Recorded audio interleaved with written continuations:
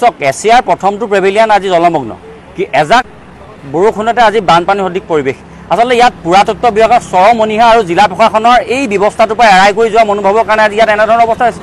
আৰু আমি চাব আমি যিটো সময়ত আমি শিৱসাগৰবাসী আমি বিশ্ব ঐতিহ্যৰ ক্ষেত্ৰত শিৱসাগৰ জিলাৰ নাম হওক বিশ্ব ঐতিহ্য তালিকাত শিৱসাগৰ জিলাৰ নাম হোৱাৰ কথা আমি কৈ আছোঁ তেনে ক্ষেত্ৰত তেনে সময়তে ৰংঘৰ আজি যি দুৰাৱস্থা এই দুৰাৱস্থাই আচলতে আমাক আচলতে আমি ভাবিবলৈ বাধ্য কৰাইছে যে প্ৰতি মুহূৰ্তত আচলতে এই বিভাগটোৱে আচলতে ইয়াত ৰাজহ সংগ্ৰহ কৰিবৰ কাৰণে ইয়াত বহি আছে নেকি এই কথাটো আমাক এটা প্ৰশ্ন উত্থাপন কৰিছে গতিকে আমি তেওঁলোকক এটা কথা পোনপটীয়াভাৱে স্পষ্ট ভাষাৰে কৈ দিছোঁ যদি ৰংঘৰটো সংৰক্ষণ কৰাৰ ক্ষেত্ৰত